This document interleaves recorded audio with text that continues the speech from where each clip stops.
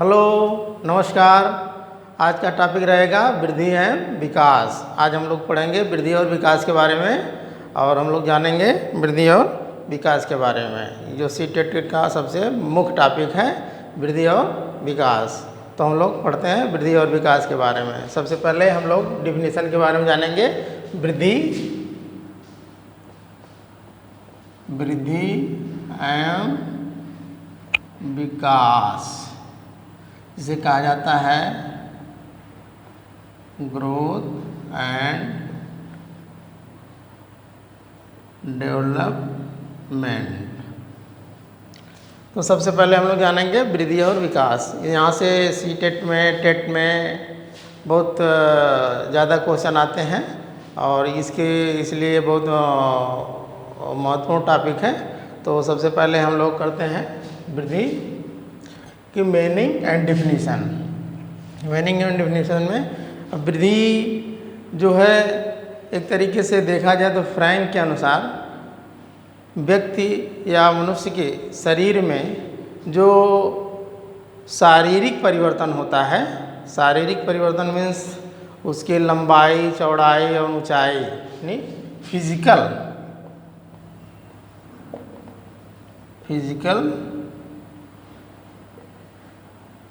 Development, मतलब शारीरिक में जो परिवर्तन होता है उसके वजन में, उसके भार में, उसकी लंबाई में, उसकी चौड़ाई में, उसकी ऊंचाई में, तो उसको हम वृद्धि कहते हैं।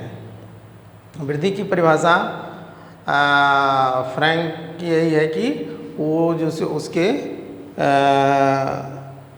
शारीरिक परिवर्तन होता है, उसमें जो है शारीरिक परिवर्तन होता है। और दूसरा जो है हमारा एक और लोगों का, कई लोगों का मत है कि जो है उसके साथ साथ वृद्धि और विकास साथ साथ चलता रहता है। अब वृद्धि क्या है कि एक निश्चित समय तक जाने के बाद जो है रुक जाती है, लेकिन विकास जो है जीवन पर्यंत चलता रहता है। यानी आप समझ लीजिए बर्थ से लेकर के डेथ तक डेवलपमेंट जो है, डेवलपमेंट बर्थ टू डेथ तक होता रहता है। तो ये दोनों को समझना है हमको। अब वृद्धि के बारे में हम लोग समझेंगे कि वृद्धि, अब आप सोच लीजिए कि वृद्धि जो है, जैसे बच्चा का जो उसकी स्टेजेज वगैरह के बारे में मुख्य क्वेश्चन बनता है, उसकी स्टेजेज क्या है। जैसे कि जन्म पूर्व काल की अवस्था, उसके बाद जन्म के बाद की अवस्था। तो जन्म पूर्व काल की अवस्था है और जन्म बाद की अवस्था है, इसके बारे में हम लोग समझेंगे। जन्म पूर्व काल की अवस्था को मुख्य रूप से 3 भागों में बांटा गया है और मुख्य टॉपिक है जो है पीरियड ऑफ वोम, और दूसरा है पीरियड ऑफ एम्ब्रियो, तीसरा है पीरियड ऑफ फीटस। अब उसको पिंडावस्था, डिंबावस्था, भ्रूणावस्था इस नाम से भी जाना जाता है। तो सबसे पहले पहले ये जो थोड़ा जानकारी ले लेना हमको ज़रूरी है कि जन्म के पूर्व जो वृद्धि होती है वो कैसे होती है। और सभी लोग जानते हैं कि एक मेल और फीमेल जब संयोग करते हैं तो उससे स्पर्म निकलता है और इससे ओवा निकलता है, मतलब शुक्राणु निकलता है और अंडाणु निकलता है। शुक्राणु और अंडाणु दोनों मिल करके एक निषेचित अंडा बनता है। एक निषेचित अंडा बनता है, वो निषेचित अंडे में एक बार विभाजन होता है, फिर पुनः विभाजन होता है, यानी 2 बार विभाजन होता है, जिससे 4 सेल्स बनती हैं। अब आप समझ लीजिए कि यहाँ ये स्पर्म है और यहाँ ये ओवा है। स्पर्म है, ओवा है, ये दोनों आपस में मिल गए, एक हो गया, इससे 2 विभाजन हो गया, 2 हो गया, फिर इससे 2 हो गया, 2 हो गया। तो इसमें ये 3 जो है ये जो है बॉडी सेल और एक जो है ये जर्म सेल। तो इस तरीके से हम जानेंगे कि बॉडी सेल और जर्म सेल, और फिर लास्ट में जाने के बाद जो है ये अवस्था जो है, जो जन्म से पूर्व की जो अवस्था होती है, यह अवस्था जो है 3 भागों में बांटी गई है। अब इसका जो काल होता है, अब जो है लगभग 280 दिन पीरियड 280 डेज या 40 वीक या जो है 10 कैलेंडर भी इसको कहते हैं, और नहीं 9 कैलेंडर, 9 कैलेंडर या 10 चंद्रमास कई नामों से जाना जाता है कि जो है जन्म के पूर्व की अवस्था कितने दिनों की होती है। अगर क्वेश्चन आता है तो 280 दिन, 40 सप्ताह भी हो सकता है, 9 कैलेंडर भी हो सकता है, 10 चंद्र मास भी हो सकता है। ऐसे क्वेश्चन आता है तो अगर आप जान लें। कभी कभी अंतर भी देखा गया, कभी कभी 360 दिन का भी होता है, तो वो रेयर केस में होता है, उसको जानने की बहुत वो नहीं। इम्पॉर्टेंट क्वेश्चन आपके यही होता है कि 280 दिन, 40 वीक्स और 9 कैलेंडर्स और 10 चंद्रमास का ये पीरियड होता है। अब ये जब स्पर्म और वो दोनों मिल जाते हैं तो ये अब हम जानेंगे 3 पीरियड मुख्य रूप से कौन कौन होते हैं। पहला है पीरियड ऑफ ओवम, दूसरा है पीरियड ऑफ एम्ब्रियो BRYO, तीसरा है पीरियड ऑफ फीटस। इसको जो है हिंदी में कहा जाता है डिम्बावस्था, इसको कहते हैं पिंडावस्था, इसको कहते हैं भ्रूणावस्था। अब आप इसको जान लें, पिंडावस्था 0 से लेकर के 2 सप्ताह 2 वीक्स को होती है। फिर ये जो है 3 से लेकर के 8 वीक्स का होता है, 1 सप्ताह का होता है।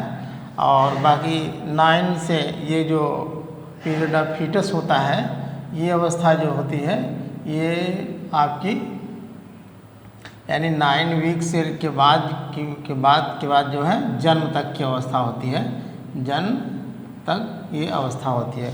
तो इसके बारे में हम लोग थोड़ा थोड़ा जान लेंगे कि डिम्बावस्था और ये पिंडावस्था और ये जो है वो भ्रूणावस्था के बारे में थोड़ा थोड़ा जानेंगे। तो बहुत ज़्यादा नहीं, शॉर्टकट में हम आप लोगों को बता दे रहे हैं। कभी कभी क्वेश्चन पूछ देता है कि पीरियड ऑफ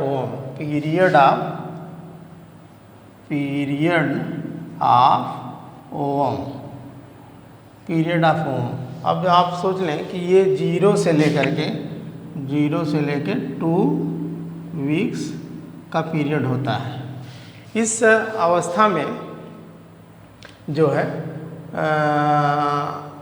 जो निषेचित अंडा होता है, जो फर्टिलाइज एग होता है, फर्टिलाइज्ड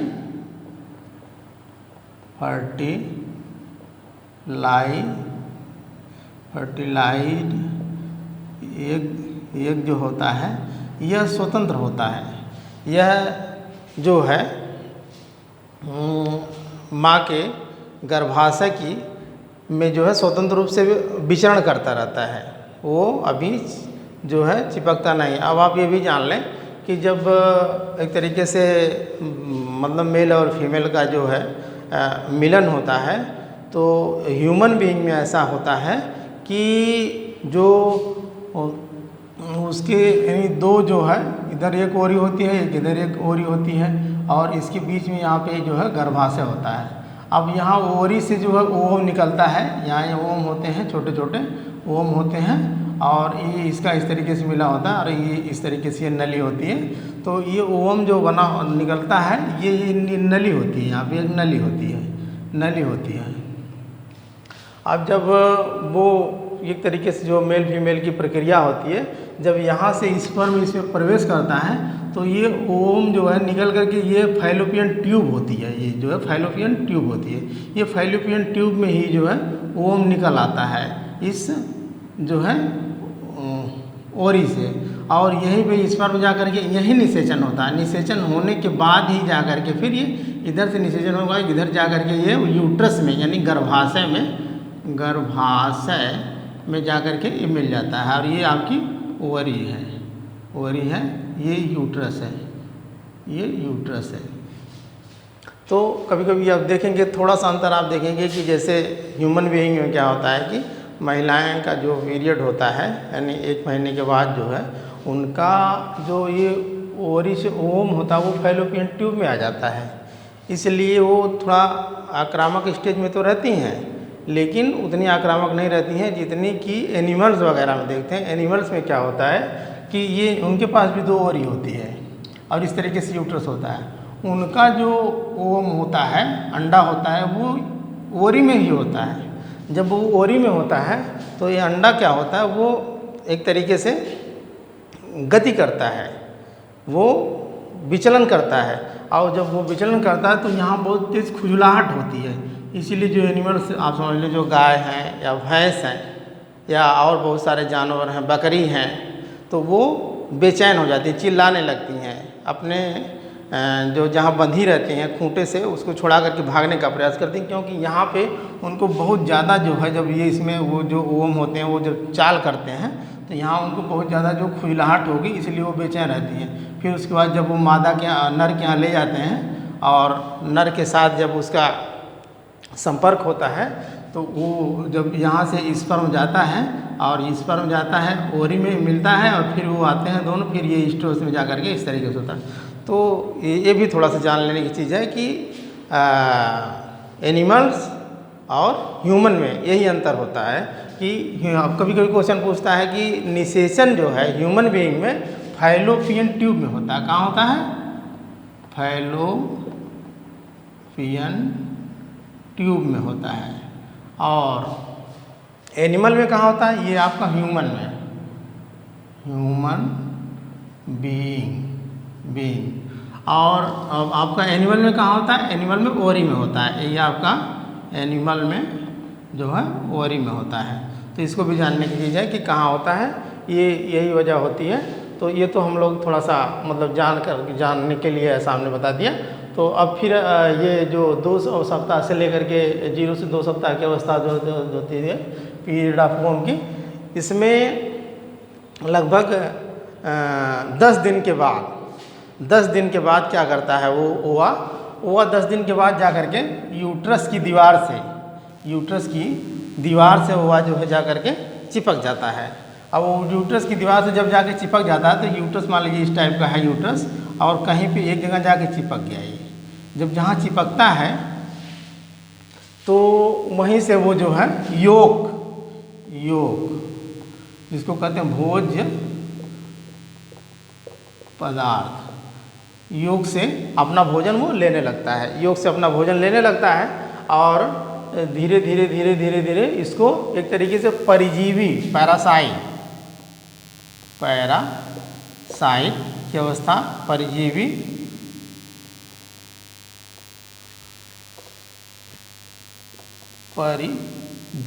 का ये कभी क्वेश्चन आता है कि किस अवस्था में जो है परजीवी का, क्योंकि दूसरे पे जो डिपेंड होता है उसको पैरासाइट कहते हैं या परजीवी कहते हैं। तो इस तरीके से ये आरोपण की भी अवस्था इसको कहा जाता है। जब ये ओवा जो है जाकर के यूट्रस की दीवार से चिपक जाता है तो उस अवस्था को हम जो है आरोपण की अवस्था कहते हैं। कौन सी अवस्था कहते हैं? आरोपण। इसको भी आपको समझना है, आरोपण किया। और इस आरोपण के लिए मुख्य रूप से 3 चीज़ जिम्मेदार होती है। क्या चीज़ जिम्मेदार है? 3। पहला है कि अगर जहाँ वो चिपक रहा है वहाँ से योग उसको पूर्ण मात्रा में नहीं मिल रहा है, नहीं जितना योग चाहिए, भोज्य पदार्थ चाहिए, अगर वहाँ योग नहीं मात्रा में मिल रहा है तो ये जो फर्टिलाइज एग है जो वो बना हुआ है ये जो है नष्ट हो जाएगा और धीरे से फिर जो है वो फीमेल के जो मेंस्ट्रुएशन साइकिल होती है उससे वो बाहर निकल जाएगा। तो इस तरीके से जो है दूसरी अवस्था होती है कि हमारे शरीर में थायराइड ग्लैंड होती है जिससे थायरॉक्सिन निकलता है, पिट्यूटरी ग्लैंड होती है जिससे हार्मोन्स निकलता है। तो ये हार्मोन्स का दोनों का तालमेल भी जो है उसके आरोपण के लिए जिम्मेदार होता है। अगर इसका हार्मोन्स ज़्यादा स्रावित हो गया उस समय तो वो जो है आरोपण नहीं होगा और उस समय भी अंडा इसीलिए कभी कभी कहते हैं कि गर्भपात हो गया। तो ये जो है इस तरीके से ये थायराइड ग्लैंड और पिट्यूटरी ग्लैंड ये दोनों उसके लिए जिम्मेदार होती हैं। और एक तीसरा जिम्मेदार ये है कि आरोपण अगर सही स्थान पे नहीं हुआ, जहाँ पे जो है अच्छी मतलब भोज ना मिले और अच्छे तरीके से वहाँ की दीवार अच्छी ना हो, अगर अच्छा वो नहीं हुआ आरोपण, तभी ये डिस्ट्रॉय हो जाता है, नष्ट हो जाता है, नष्ट हो जाकर के फिर बाहर निकल जाता है। तो इस तरीके से ये अवस्था होती है ये की। और उसके बाद धीरे धीरे इसमें जो है 3 प्रकार की जो है बन जाता है। एक प्लेसेंटा बन जाता है, प्लेसेंटा, और दूसरा जो है नाभिनाल है, नाभिनाल, और तीसरा जो है प्लेसेंटा, दूसरा नाभिनाल, और तीसरा आपका जो है एमनियाटिक झिल्ली, एमनियाटिक झिल्ली का निर्माण हो जाता है। तो ये प्लेसेंटा क्या करता है कि ये प्लेसेंटा जो है, प्लेसेंटा इस योग जो इसके चारों तरफ ये बन जाता है प्लेसेंटा, और इसके जो यहाँ बच्चा मान लीजिए ये अंडा जो यहाँ आरोपण कर लिया, और उसके बाद प्लेसेंटा से जो है भोज्य पदार्थ इसको मिलने लगता है। और नाभिनाल क्या करता है, नाभिनाल जो है जैसे ये बच्चा मान लीजिए बन गया, अब इस तरीके से मान लीजिए इसमें ये इस तरीके से बच्चा बन गया, तो इसमें से नाभिनाल और ये नाभिनाल क्या करती है, वो एवम से और ये प्लेसेंटा के बीच को संपर्क बनाती है, जिसके माध्यम से उसको भोजन मतलब फूड O2 H2O ये सब जो है ऑक्सीजन, भोजन, ऑक्सीजन और ये जल, ये उसको जो है इससे जो है ये नाभिनाल के द्वारा मिल जाता है। और तीसरा ये जो एमनियाटिक झिल्ली होती है जो चारों तरफ से उसको घेरे रहती है, ये 4 परत की होती है। कितने परत की? 4 लेयर होती है, 4 लेयर होती है। और ये 4 लेयर जो होती है ये इसकी ये उसमें क्या होता है, एमनियाटिक फ्लूइड भरा होता है, यानी एमनियाटिक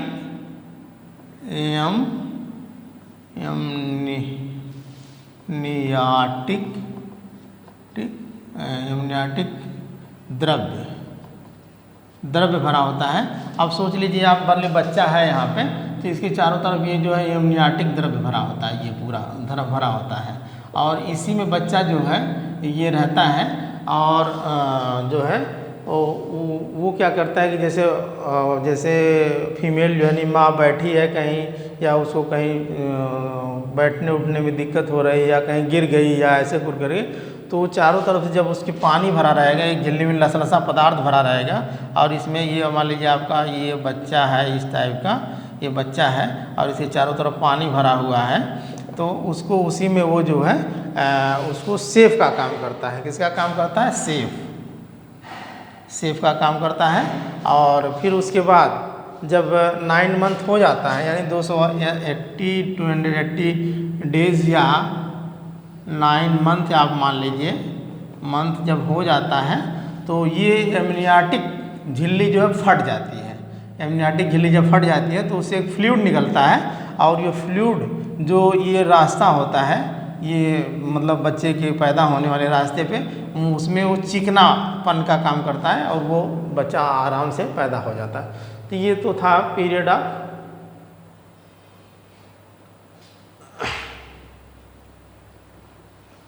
एम्ब्रियो, पीरियड ऑफ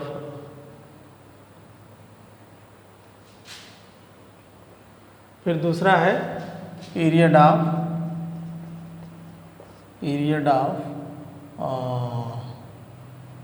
पीरियड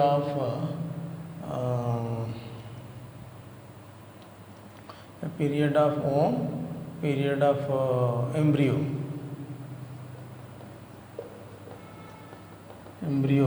ये पीरियड ऑफ एम्ब्रियो में ही जो हमने बताया है वो पीरियड ऑफ एम्ब्रियो का ही काल होता है, और हमने लिखा नहीं, तो आप समझ जाइएगा यानी 3 वीक्स टू 8 वीक्स, ये जो है पीरियड ऑफ एम्ब्रियो का ही काल होता है, जिसे हमने बता दिया, पहले ही लिखा नहीं।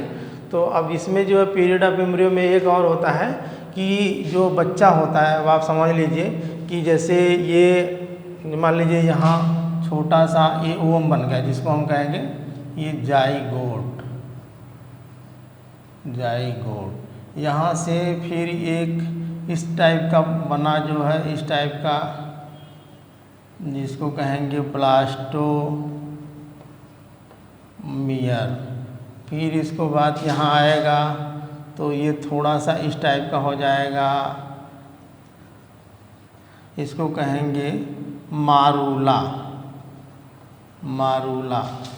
फिर इसके बाद यहाँ आएगा तो ये इस टाइप का हो जाएगा, ऐसे ऐसे ऐसे ऐसे ऐसे, इसको कहेंगे ब्लास्टूला, ब्लास्टूला।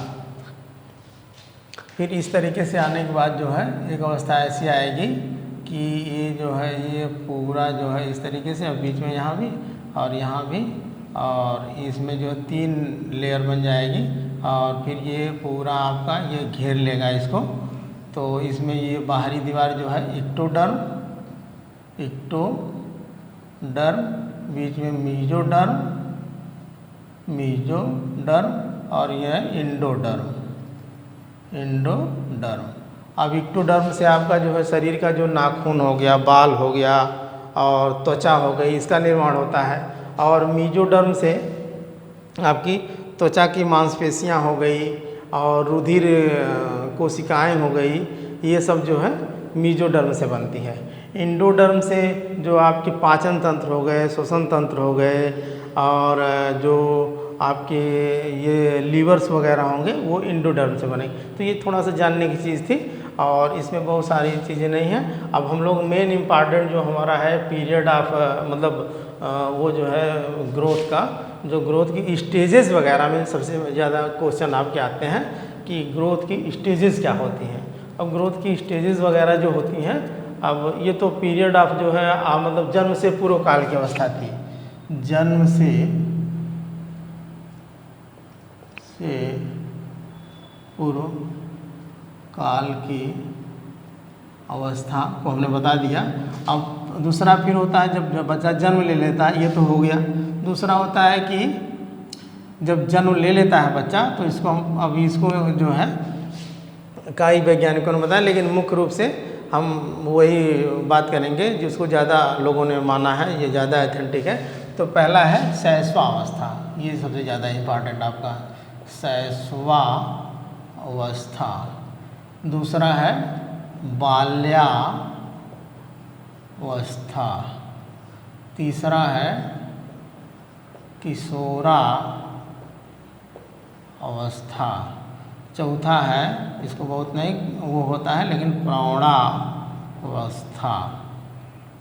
अब देखिए शैशवावस्था। शैशवावस्था आपका 0 से लेकर के, यानी पैदा होने से लेके, कभी कहीं 6 दिया रहता है, कहीं 5 या 6 भी दिया रहेगा, 5 या 6 ईयर ये होता है। तो ये शैशवावस्था की अवस्था होती है। शैशवावस्था की अवस्था को जो है ये विकास की सबसे तीव्र गति होती है। अब इसको हम फिर से जो है शैशवावस्था के बारे में हम लोग थोड़ा सा डिस्कस करेंगे। तो इन्फेंसी स्टेज भी कहते हैं इसको, क्या कहते हैं? Infancy stage. शैशवावस्था,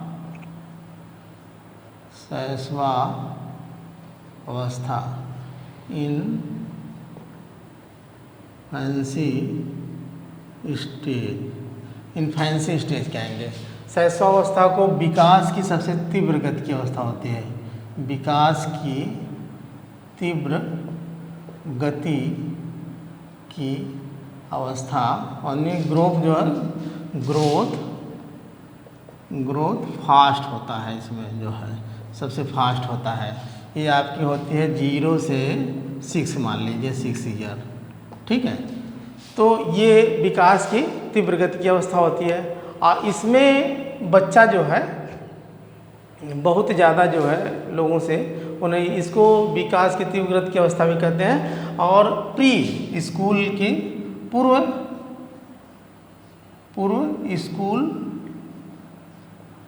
की अवस्था भी इसको कहा जाता है कि बच्चा स्कूल जाने से पूर्व की ये अवस्था कहा जाता है। और इसको पूर्व समूह की अवस्था भी कहा जाता है। इस अवस्था को अंतर्मुखी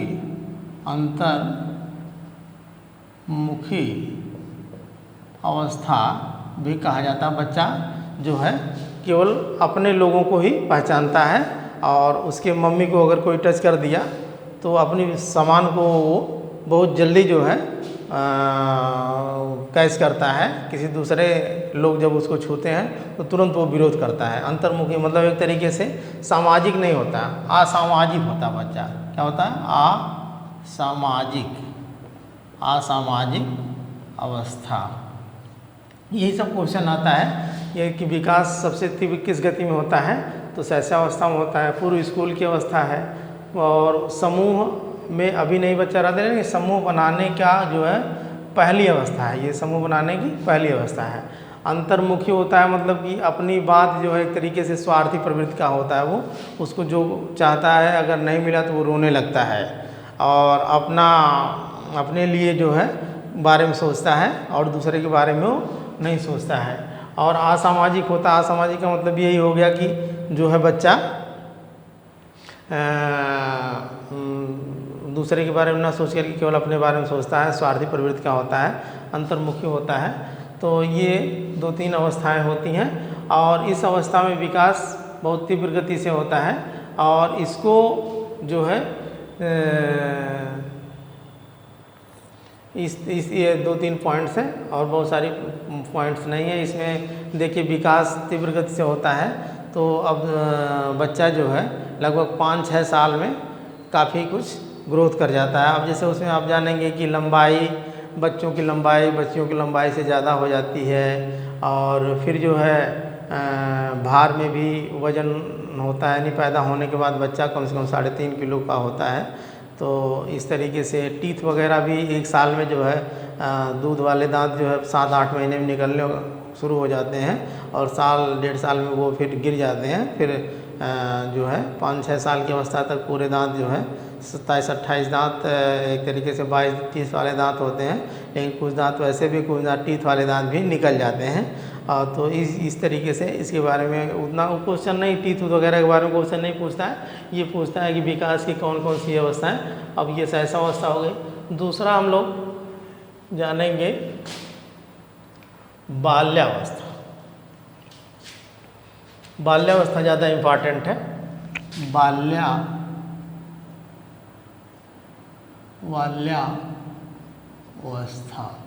बाल्यावस्था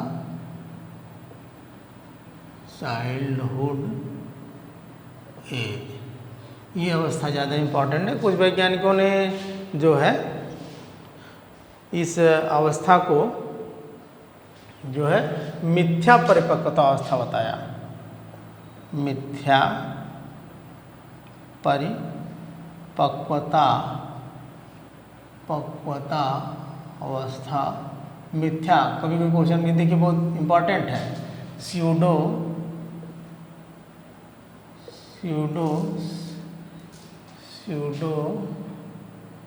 सिफेलो सिगमेंट, इस ये नाम दिया है। और इस तरीके से मिथ्या परिपक्वता की अवस्था की अवस्था ये होती है कि बच्चा जो है कोई चीज़ है और उसको जो है अगर किसी ने उसको मार दिया तो उसको बहकाने के लिए झूठा कोई बात कह दी जाए कि हमने उसको मारा है तो उससे मान जाता है। नहीं, मिथ्या चीज़, झूठी बात को भी वो मान जाता है, विश्वास कर लेता है। मिथ्या परिपक्वता की अवस्था होती है। दूसरा अवस्था होती है, इसको जीवन का अनोखा काल भी कहा जाता है। अनोखा काल भी कहा जाता है क्योंकि ये अवस्था जो है, देखिए शैशवावस्था और किशोरावस्था के बीच की अवस्था होती है, इसलिए इसको अनोखा काल भी कहा जाता है। दूसरा तीसरी स्टेज है स्कूल की अवस्था भी इसको कहा जाती है, स्कूल की अवस्था भी इसे कहा जाता है। तीसरा है समूह की भी अवस्था कहा जाती है। समूह और गिरोह में अंतर है। अभी गिरोह की अवस्था अगर पूछा जाएगा तो आप किशोरावस्था को बताएंगे, लेकिन ये समूह बनाता है बच्चा, समूह की अवस्था, समूह की अवस्था भी बना लेता है बच्चा। और कुछ हमने ये समूह की अवस्था है,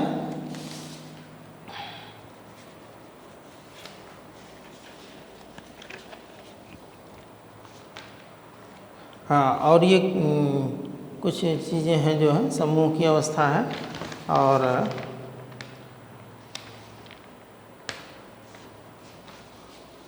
हाँ, इसमें एक चीज़ और होती है कि बच्चे का विकास जो है, यानी लड़के का विकास, लड़के का विकास जो है शुरू में तीव्र गति से होता है और फिर बाद में जाकर के रुक जाता है। फिर लड़की का विकास तीव्र गति से होता है। ये भी क्वेश्चन आता है किस अवस्था में लड़की का विकास जो है लड़के के विकास से ज़्यादा तीव्र गति से होता है, तो जो है इसी अवस्था में होता है। इसको जो है इसको काम प्रवृत्ति की सुषुप्ता अवस्था भी कहते हैं। काम प्रवृत्ति की सुषुप्ता अवस्था भी कहते हैं। इसमें काम प्रवृत्ति जो है न्यूट्रल होती है। अब यहाँ थोड़ा सा हमने भूल गया है, ये जो शैशवावस्था में काम प्रवृत्ति की बहुत तीव्र अवस्था होती है, उसमें आप देखेंगे बच्चा अपने माँ के स्तन को मुंह में डाल लेता है और दूसरे स्तन को हाथ से पकड़ करके जो है सुलाता है, और फिर बार बार उसके जो सेकेंडरी सेक्सुअल आर्गन वगैरह हैं वो जो है एक्टिव होते हैं, देखने से ऐसा लगता है। तो ये भी काम प्रवृत्ति की जो है शैशवावस्था जो है एक्टिव अवस्था हो, लेकिन ये सुषुप्ता अवस्था, काम प्रवृत्ति की सुषुप्ता अवस्था होती है। ये 2-3 पॉइंट है। अच्छा, कहीं कहीं जो है बाल्यावस्था को 2 भागों में आप देखेंगे बांटा गया है। जैसे कि ये जो 0 से लेकर के 6 था आपका इन्फेंसी स्टेज था, और 6 से लेकर के 12 जो है आपका चाइल्डहुड स्टेज था, और 12 से लेकर के 18 जो है